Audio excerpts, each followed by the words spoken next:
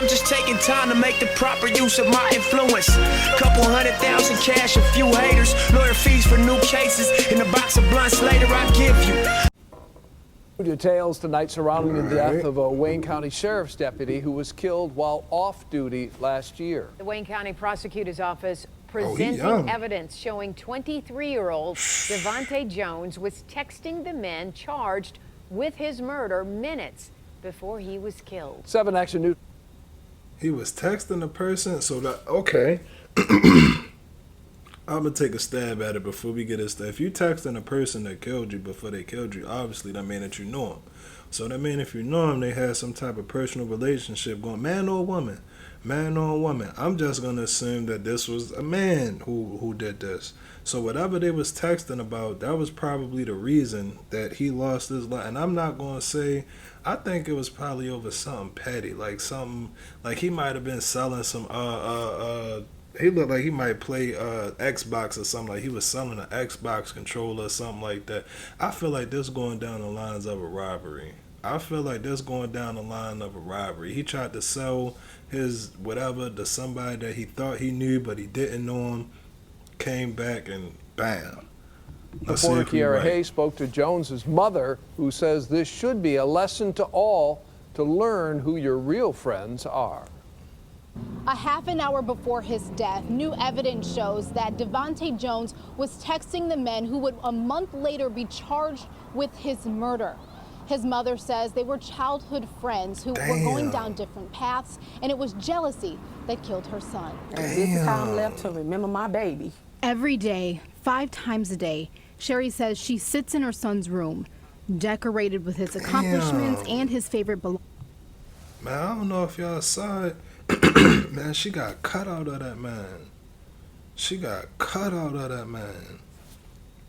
Like I always say, man, you gotta be careful with who you call your friends and all of that, man. Like really get to know the people that you hanging out with. I'm pushing 30. I'm 29. I'm about to be 30. So my thing with it is, if we ain't been friends by now, then we don't need to be friends. I don't know what you was responsible for the last 28 years of your life. I don't care if you changed your life. Now you gave your life over to a new Christ, God, Muslim, atheist, whatever. You can call it what you want to call it. We don't need to be. If we haven't been friends by now, sorry, bro. We just not going to be friends. We can be cool, and I can meet people and you know, have like a little social crowd or whatever. But as far as like, oh, that's my man, I'm going to hit him, we going to link up. Nah, it's too late for all of that. And now this mother got to deal with this. And it's not to say that it's his fault. It's not even to say that it's his fault, because 9 times out of 10, he didn't even know. Especially when it's your day one, like when y'all came out the sandbox together. You don't think that he gonna be the one that. You don't think that. But again, the dude who probably did it, he looking at his life like, man, he got a car. His car got tents on it. His car got rims on it. He don't live at home no more. He got his own apartment. He had on a Louis belt. He dripped up, blah, blah, blah, blah, blah. So man, it brings me to my point. Stop comparing yourself to other people. We can't compare ourselves to other people. Because when she walks in, I feel like I'm with him. Devontae Jones was killed in September of last year, gunned down hours after his shift ended as a Wayne County Sheriff's deputy. 4 men were charged in connection to his murder. Sherry says at least 2 were her son's childhood friends. They went to Plymouth together. They grew up in the neighborhood together. Sherry tells me her family had tried to warn her son about remaining friends with people going down different paths. We used to always tell him, you are different. Your life is different. People who you think your friends is not your friend.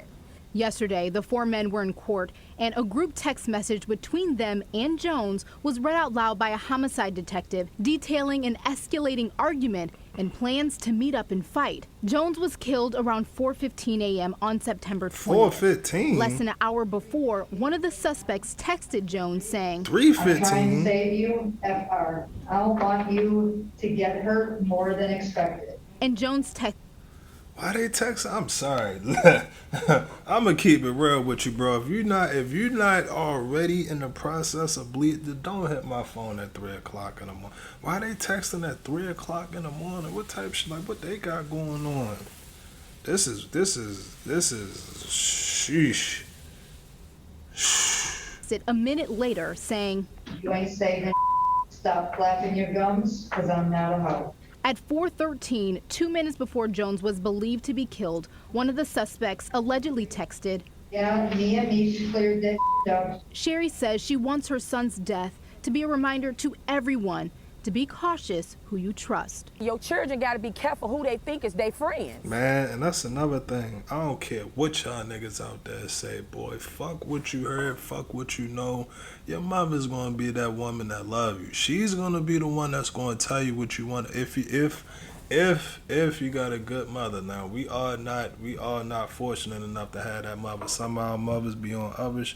You get what I'm saying? It can get dicey. That part can get dicey. But he sound like he got one of them mothers that really, like, she cared about her son. She genuinely cared about her son and loved her son and tried to warn him. Now, it's not to say that she knew that they was going to do something like that. But just in her mind, she like, well, the only way that I can protect you is by providing you this information. And what you do with it from here on out, that's going to be on you.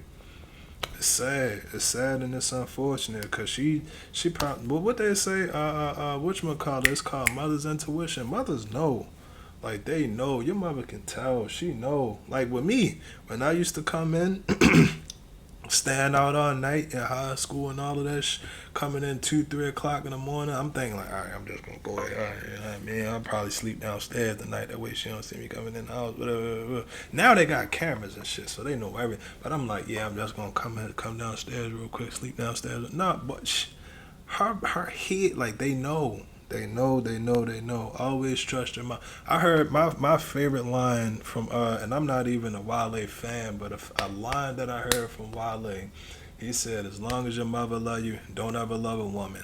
And I swear, I'm like, bro, the more I get older, I'm like, damn, it hit hard too. Damn, bro, that's sad. And I'm gonna be honest, this one kind of hit home for me, cause I'm gonna be real. I'm not no street nigga. I'm not no hood dude. I ain't, I ain't got 50 niggas I can call if it pop off for me. I got some cousins and some uncles and some homeboys. It's a solid 15 or something, like solid. But I ain't got no whole hood that I can call like, yeah, nigga, da-da-da-da-da. I ain't got that. So I would put myself more in his position. Like she said, he work, he come home, he a working man. I'm a working man. I go to work. I know my lane. I know my avenue. And sometimes, most of the times, those two avenues don't mix.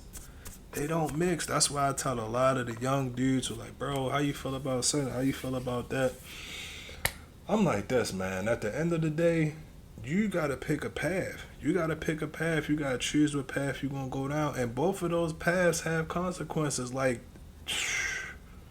I can't sit up here and tell you how to do it or what to do or what not to do. But what I can tell you is that at the end of the day, every decision that you make is going to have a consequence to it. And it's going to have some actions that come behind it. Just make sure you go with the one that you built for. If you're not built for the street shit, leave that shit alone, bro. Like, it's cool. It ain't nothing wrong with being a regular, ordinary nigga that go to work every day and, might fucking stop at Tropical Smoothie or Panera Bread or something like that. It ain't nothing wrong with that, bro. You don't have to be all of this other shit that you see on TV and MTV and all that. You ain't gotta be all that. But to really get into this video, man, it's sad that your day one friends, that people that you grew up with, be the people who eventually be the cause of your death and the cause of your family and your pain and your family's pain. Like, I'm sure that them kids been to his mother's house 1,000 times. As a homeboy, you like, yeah, boy, come on, we gonna come over, whatever. I'm gonna trade you this Yu-Gi-Oh card. I got the Dark Magician. I'm gonna trade you for Exodia. You gonna all of that. Y'all doing all of that. This woman probably watched these kids grow up since they was friends. She's seen the change. She's seen the change in her son, and she's seen the change in them. So she done seen the whole growth process. Like I said, she just trying to give them some game. Unfortunately, in this situation, it just didn't work out. It was too late. It was too late, but it can be a lesson. Like, man, make sure you know the people who you running with. Make sure you really know them. And to be honest with you, like I said, that's just me. I feel like you never know. You never know. It's shit that people man, people will take shit to their grave. There's so much stuff about people that I found out after I started messing with them that I'd be like, bro, I never ever think that that person would be capable of this. Or I never think that they'd do something like.